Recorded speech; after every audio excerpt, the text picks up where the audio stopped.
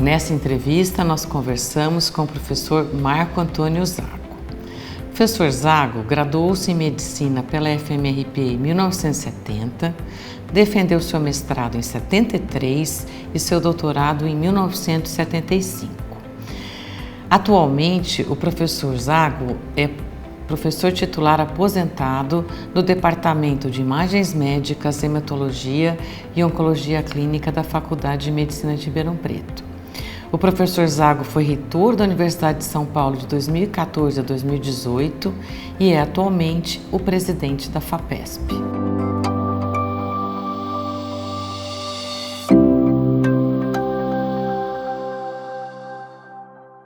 Bem, eu fiz parte da primeira turma de pós-graduação aqui na Faculdade de Medicina de Ribeirão Preto, em 1971, que é quando começou a funcionar a pós-graduação, e eu na clínica médica.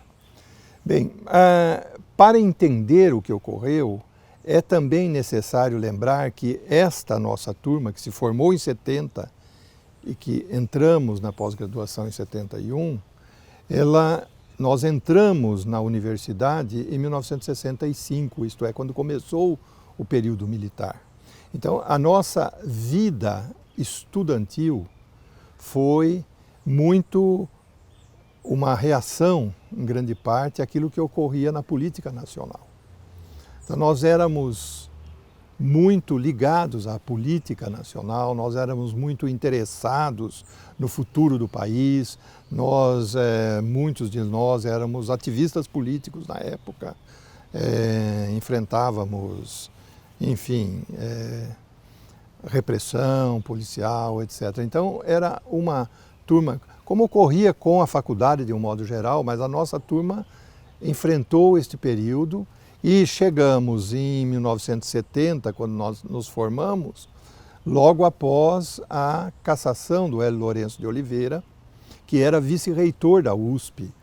Em 69 ele foi cassado porque se opôs à perseguição política dentro da universidade. Então nós tínhamos uma consciência política, um engajamento político muito grande. Este é um tópico importante a ser lembrado.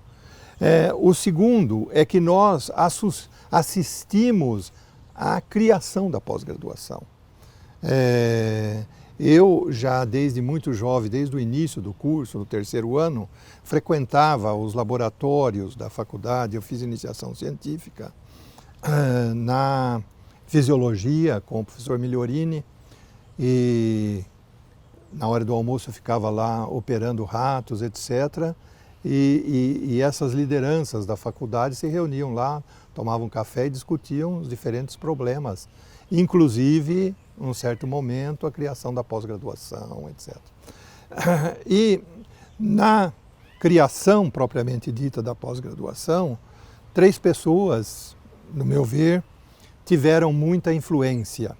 O Maurício Rocha e Silva, que foi a liderança que de fato criou a pós-graduação, o professor Eduardo Moacir Krieger, da Fisiologia, e o Dalmo de Souza Amorim, que era da Clínica Médica e com quem eu conversava muito, era uma pessoa bastante próxima e mantive essa proximidade durante toda a minha vida.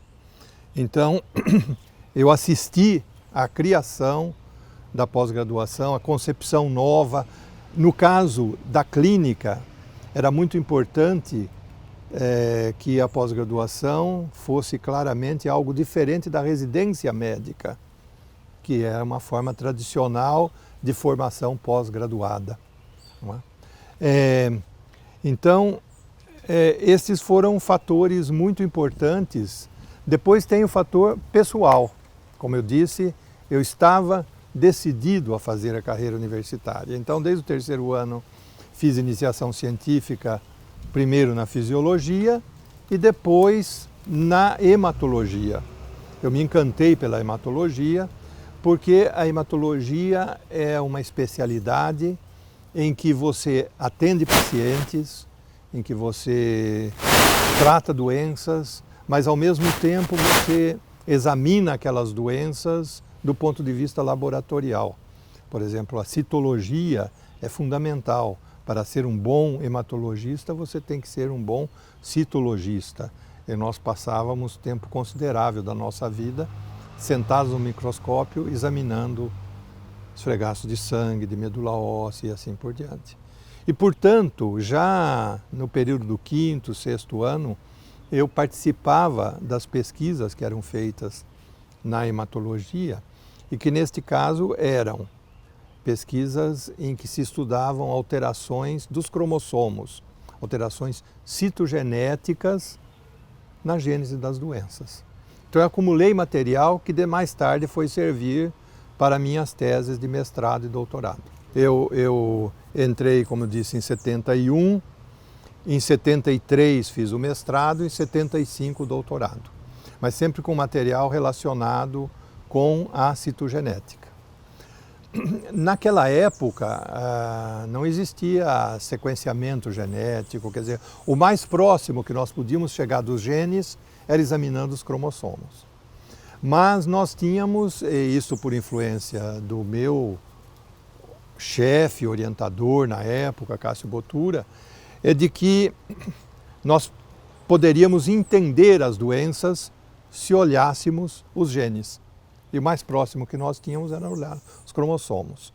Havia, e isso se confirmou absolutamente, de uma maneira muito firme, a concepção de que as doenças oncológicas, os cânceres, são originados por defeito dos genes. E de fato é isso mesmo, são alterações genéticas adquiridas no DNA, formando clones que se propagam e que causam a doença. Então o que nós procurávamos estudar nesta época era exatamente quais eram estas alterações. A instalação da pós-graduação aqui na Faculdade de Medicina, como eu acompanhei, foi um processo rápido e muito bem sucedido e que alcançou muito bem aquilo a que esse processo se propunha. Veja, a Faculdade de Medicina, naquele momento, ela era relativamente jovem. Quando foi implantada a pós-graduação, a faculdade estava funcionando há cerca de 20 anos, 22 anos. Mas era uma faculdade que tinha sido criada numa situação muito especial. Já era a primeira faculdade no interior, mas não era provinciana. Era um local em que as pessoas olhavam para o mundo. Era uma faculdade de medicina, em que os astros não eram os médicos da cidade, mas os astros eram os pesquisadores que foram trazidos para cá, quer da ciência básica, quer da clínica, da cirurgia, mas era uma concepção de uma faculdade em que se faria busca do conhecimento, não era apenas ensinar. E essa busca do conhecimento já se fazia tradicionalmente. Então, quando eu entrei na pós-graduação, já existiam muitas pessoas que haviam sido formadas aqui e que fizeram o doutorado neste processo de aprendizado com os mais velhos. E era um grande sucesso. Aqui na Faculdade de Medicina já existiam as condições para, de fato, uma criação de pós-graduação que não fosse algo artificial. Isto é, trazer esta formação que se fazia de um modo informal, depois que as pessoas se graduavam, para um sistema mais formal, mais regulado. Né? E assim foi feito de início. Mas lembrando que, como nós já tínhamos um processo, por ser uma faculdade de medicina, nós tínhamos um processo de formação de especialistas muito bom, que ainda continua sendo um processo muito bom, que é o da residência médica, e que forma os médicos especialistas. Portanto, o que precisava fazer na pós-graduação era criar um sistema em que as pessoas aprendessem a fazer pesquisa, aprender a explorar o conhecimento novo, a fazer a crítica do conhecimento e aprender métodos que lhes permitisse obter isto.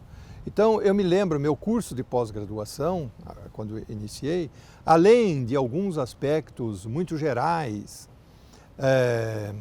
a respeito da ciência, um pouco de filosofia, história de ciência. Ele se concentrou em cursos em que nós aprendíamos a fazer alguma coisa. Eu, por exemplo, que estudava hematologia, tinha convivência com métodos que estudavam células. Me lembro que fiz um curso de microscopia, de qualidade, de microscopia óptica, em que todos os princípios da microscopia foram explorados com experimentos. Depois fiz um outro de microscopia eletrônica, para aprender de fato a preparar material, a fazer imagens da microscopia eletrônica, a interpretar e assim por diante. Fiz um outro curso de histoquímica, aprender reações que permitem. Então, era algo muito prático, não era um curso baseado na tentativa de ensinar as disciplinas da clínica médica, a cardiologia, a nefrologia, a endocrinologia, nem ensinar a hematologia, porque a hematologia era algo próprio da especialidade que nós fazíamos. E por isso que eu digo que este embrião, essa primeira fase do curso de pós-graduação foi muito criativo, foi muito bem sucedido. Nós fizemos exames muito severos no final, a respeito das disciplinas que tínhamos cursado. Existia um exame que era diferente para cada aluno, conforme as disciplinas que ele tinha cursado. Bem, isso foi o início. Depois, ocorreram muitas mudanças. A principal delas, talvez, que tenha tido mais impacto, foi a massificação. Isto é, a pós-graduação cresceu muito. A quantidade de estudantes fazendo mestrado e doutorado ficou muito grande. Criaram-se, portanto, rotinas burocráticas que muitas vezes dominam o próprio curso. Quer dizer, aquela individualidade que existia no início, quando começamos, em essência desapareceu. O foco transformou-se na importância das disciplinas, do ensino, mas esta nunca foi, a meu ver, a função fundamental. A pós-graduação está fundamentada no pensamento do estudante junto com o seu orientador, num processo criativo, num processo de exploração da ciência juntos, e assim ele é educado, tendo oportunidade de assistir seminários, conferências, etc., que tratem de temática mais geral. Então, eu diria que, em termos de qualidade, houve sim uma perda importante, a meu ver, uma vez que passamos a nos fixar em rotinas, em burocracia, em respeitar prazos da CAPES para atender às necessidades da avaliação, isto é, o processo de avaliação passou a dominar a pós-graduação. Este foi um grande erro. E nós sabemos, todos sabem disso. E esse processo de avaliação que foi estabelecido há 20, 30 anos, eu me lembro quando começou, não é? Ele acabou dominando, ele mudou um pouco, apesar de dizerem que muda, não muda, e estabelece regras que, por sua vez, para serem respeitadas, dão formato aos cursos de pós-graduação. Existe uma lei chamada Lei de Goodhart. Goodhart era um economista que diz que qualquer processo de avaliação, no momento em que você começa a aplicá-lo, ele distorce o objeto a ser avaliado, porque o objeto a ser avaliado começa a se conformar para atender o processo de avaliação. Isto ocorreu de uma maneira exagerada com a pós-graduação no Brasil, e minha impressão é que está no momento de rever um pouco isto e, portanto, sair desta ditadura da CAPES e as universidades começarem novamente a pensar livremente a respeito da pós-graduação e da formação de pesquisadores para aquilo que o país precisa, não para atender os critérios de avaliação da CAPES. Eu diria que nós precisamos, em primeiro lugar, saber que a avaliação de um curso de pós-graduação não se faz medindo quanto tempo demora para formar o aluno, tá certo? Qual é o fluxo de alunos e coisas desta ordem. Idealmente, um curso de pós-graduação teria que ser avaliado pela qualidade do produto que ele produz. Isto é, nós deveríamos ter registros, catálogos dos nossos ex-alunos e saber o que estão fazendo e quais e quantos são bem-sucedidos. Isto é a medida para avaliar. Não faz sentido querer que o mestrado acabe em 2 anos, ou em 3 anos, ou 4 anos. Por quê? Por que precisa limitar o tempo? Eu terminei meu mestrado em 2 anos e o doutorado em 2 anos. Mas eu não acho que este é o tempo para se terminar um doutorado. Como eu disse, eu vinha de condições muito especiais para ter terminado neste tempo. Mas eu não acho que isto tenha qualquer influência na importância da pós-graduação. Tá certo? Eu não acho, por exemplo, que a pós-graduação boa é aquela que está sempre crescendo. Eu já vi muitas apresentações a respeito da história da pós-graduação ou da situação atual pós-graduação que começa mostrando gráficos em que as coisas vão aumentando. O número de alunos vai aumentando, o número de disciplinas vai aumentando. Para mim isso não faz sentido. Não quer dizer que crescer é bom. Crescer é bom para o país, é bom para a economia. Mas não quer dizer que para a pós-graduação é bom. Tá certo? Eu não sei, por isso não posso opinar, mas como os nossos egressos da pós-graduação são avaliados durante o seu curso de pós-graduação. Certamente precisa ter avaliação. E esta avaliação não pode ser uma avaliação burocrática. Esta avaliação não pode simplesmente ser a tese no final. E muito menos ser uma pré-tese e depois uma tese. Isso não avalia. Nós queremos saber o quanto os nossos estudantes de pós-graduação estão compreendendo a ciência, o quanto que eles estão fazendo análise crítica da produção científica e da ciência, tá certo? Eles são capazes de fazer isto? Essa é uma pergunta crítica. E eu não sei se as avaliações da pós-graduação respondem a essas questões fundamentais.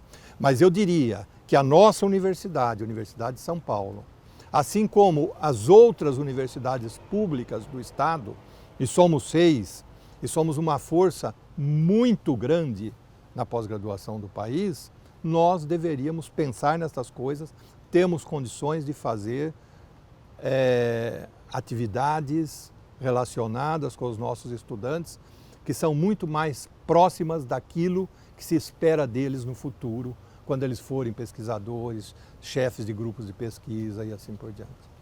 Se nós tivéssemos um portfólio desses egressos, depois de 10 anos, eu esperaria que ele tivesse publicado artigos relevantes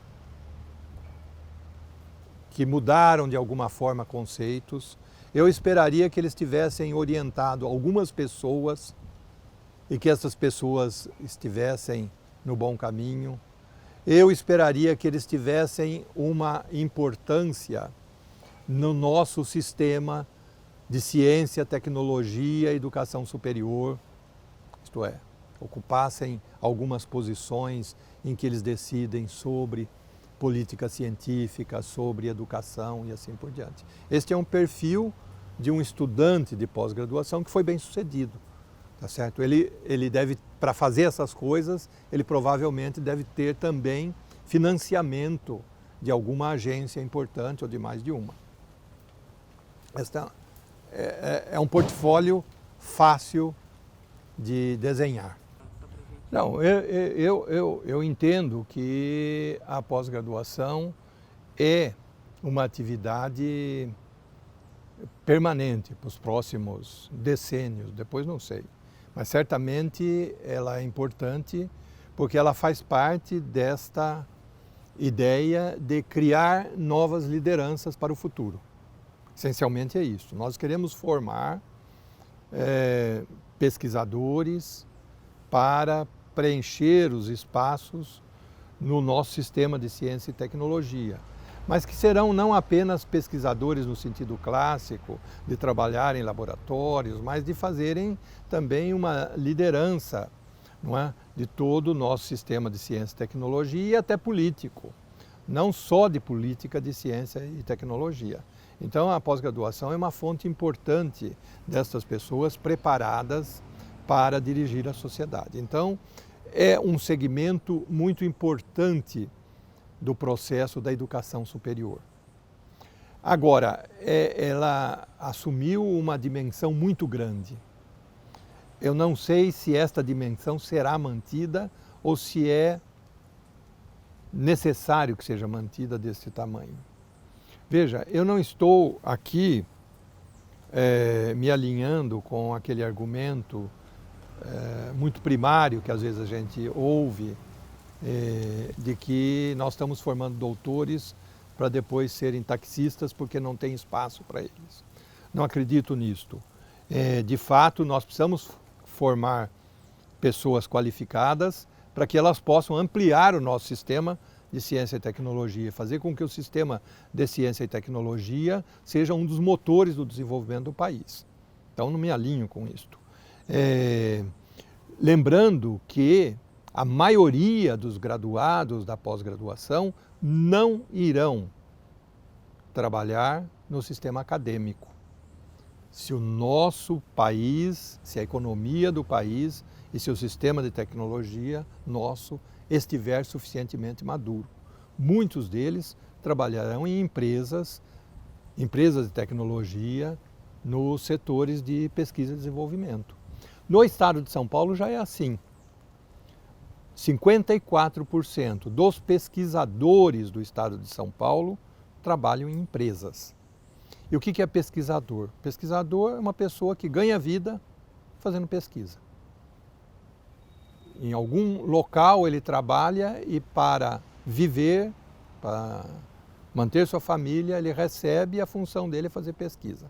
54% deles, aqui em São Paulo, estão nas empresas e que é mais ou menos o que ocorre nos países desenvolvidos. 39% estão no mundo acadêmico.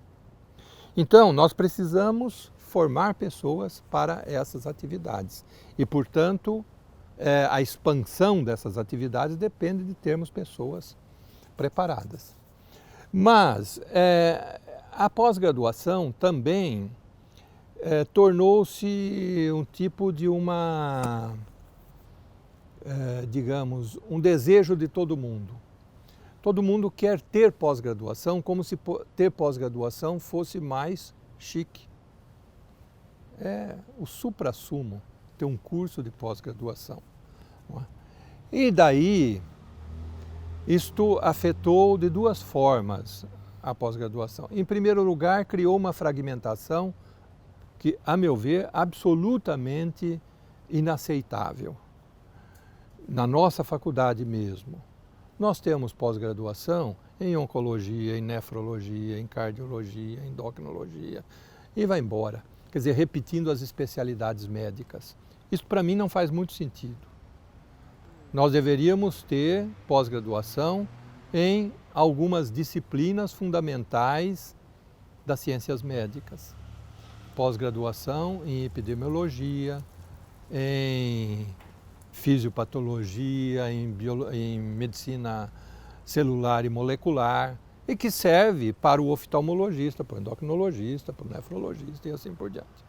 Então criou uma fragmentação porque cada departamento, e não só cada departamento, cada grupo ou subgrupo quer ter a sua pós-graduação. Futuramente eu acho que haverá uma convergência para fazer desaparecer este exagero. O outro exagero é que há pós-graduação em qualquer tipo de atividade que você pensar profissional. Também não faz sentido. A pós-graduação não serve para isto. A pós-graduação não é feita para formar melhores arquitetos. Para formar melhores arquitetos, existem outras formas de educar. A pós-graduação serve para formar aqueles que vão pensar sobre a pesquisa em arquitetura, o avanço da arquitetura, tá certo? As relações da arquitetura com as artes de um modo geral, com a engenharia e assim por diante. Então há nichos em que você entende os títulos de doutor, de mestre, e entendo isso. Mas fora disso, existe uma máquina de produzir teses de mestrado, doutorado, etc., que, a meu ver, não faz muito sentido. Não é que ela faça mal, mas ela não tem uma grande utilidade e o tempo também provavelmente vai esvaziar. Então, esta, vamos dizer, necessidade que os diferentes setores, departamentos, especialidades têm de ter a sua pós-graduação, com o tempo eu tenho a impressão que chegaremos a uma solução de que, de fato, a pós-graduação é fundamental para o futuro do país, deve ser expandida em algumas áreas, mas, de um modo geral, ela não precisa continuar crescendo e se ampliando e criando sempre novos cursos e novas especialidades, porque ela não tem essa finalidade, a meu ver. Eu acho que a burocracia novamente dominando o bom senso. É só querer que muda. Eu disse, as universidades do estado de São Paulo deveriam repensar seu futuro na pós-graduação e não se submeter a uma ditadura externa que distorce a pós-graduação. A USP tem burocracia em tudo que você imaginar, mas é uma burocracia esclarecida, é uma burocracia com a qual se consegue dialogar, desde que se queira dialogar. É possível mudar as coisas, eu sempre digo isso. Tem burocracia? Tem. É intensa, mas pode ser mudada e o diálogo faz isso. Mas precisa estar convencido que deve ser feita. Depende principalmente de conviver um tempo, de ouvir, de trocar ideias, de provocar, tá certo? E também de observar o comportamento da pessoa, o quanto que ele é persistente para observar, tá certo? Um dos meus alunos muito bem-sucedidos, ele surgiu aqui, nós nunca tínhamos ouvido falar dele, mas ele queria falar comigo. E as secretárias, etc., impunham dificuldades, porque ele não conseguia falar comigo e tal. E aí ele esperou uma hora que não tinha secretária nenhuma, entrou na minha sala e veio falar comigo. E eu achei uma pessoa audaciosa, mas um audacioso pode ser uma pessoa muito perigosa, nós sabemos, não é? Mas também a secretária tinha voltado, ela também teve a mesma impressão que eu. Aí chamamos para uma outra conversa e aí eu coloquei numa situação em que ele tinha que fazer um trabalho muito intenso e não ganhava nada com aquilo. E ele fez com toda a satisfação do mundo, sabendo que ele estava preparando o caminho para a entrada, de tal maneira que foi alguém que foi demonstrando que estava disposto a fazer sacrifícios, a trabalhar, a se dedicar, tá? E, ao mesmo tempo, nós começamos a conversar sobre ciência e sobre o que fazer e como fazer, e ele foi. Então, não tem um figurino para isto. Tem que ser aos poucos e conhecer a pessoa. Portanto, admitir alguém que você não conhece, que simplesmente passou num concurso e que passou em provas, etc., eu tenho muita dificuldade em entender isso na pós-graduação. Nós não estamos falando da graduação, que são outros 500. Mas em que também os critérios puros e simples de um exame padronizado, como, por exemplo, o exame do FUVEST, que é um excelente exame, é fantástico. Não é? Ele seleciona muito bem os alunos, em primeiro lugar, os alunos que estão muito bem preparados para o exame do FUVEST. Não quer dizer que separa os melhores alunos. É que aqueles que estão preparados para aquele exame difícil, na realidade a maioria são muito bons. Mas nós aprendemos que há outros critérios que são importantes, como por exemplo, a origem socioeconômica, a origem racial e assim por diante, e fizemos as modificações adequadas. No passado dizia-se que isso era impossível, era ilegal, mas nós fizemos. Implantamos cotas na Universidade de São Paulo sem fazer cair a sua qualidade. Portanto, há mecanismos, basta querer. Na minha carreira, muito, muito, muito grande. Quer dizer, eu sou um produto deste período da estruturação e do auge inicial da pós-graduação. Isto é, eu aprendi com o sistema, tive oportunidade, portanto, de expandir meus horizontes, como eu disse inicialmente, naquilo que já existia aqui na faculdade. Logo em seguida, eu fui para o meu estágio de pós-doutorado na Inglaterra, onde abri mais os horizontes. E ao voltar, comecei a orientar estudantes que fizeram, então, parte desse meu esforço inicial de ter um grupo de pesquisa bem-sucedido. Com o passar do tempo, estes estudantes e que foram se graduando e foram fazendo seu doutorado e assumindo o seu próprio caminho aí, eles começaram a me influenciar muito. De tal maneira que até um certo ponto eu tive um papel muito grande na criação dessas pessoas e naquele que eles são, mas depois eles fizeram uma influência muito grande sobre mim, fazendo inclusive mudar de caminho mais de uma vez. Tá certo? Eu cito como exemplo, por exemplo, o Dr. Dimas Covas, que é o diretor do Hemocentro. Ele foi meu aluno de mestrado e de doutorado. Eu iniciei o Dr. Dimas na carreira científica, eu o orientei para ser o primeiro da hematologia responsável pela hemoterapia. Junto com ele, trabalhei junto com ele, criamos o Hemocentro e ele foi assumindo a liderança na questão da transfusão de sangue, da hemoterapia, tanto que hoje ele é provavelmente a pessoa mais destacada em hemoterapia no país. Então ele teve muita influência sobre o que eu fiz daí para frente. Depois eu tive um conjunto de estudantes, como eu fui a primeira pessoa que começou a usar DNA para pesquisa biológica aqui no país, num certo momento eu tinha vários estudantes que vieram da Universidade Federal do Pará, geneticistas. Eu sempre tive uma relação muito próxima com os geneticistas, trabalhei muito com Francisco Salzano, do Rio Grande do Sul, que pode ser visto como o pai da genética populacional no país, tá?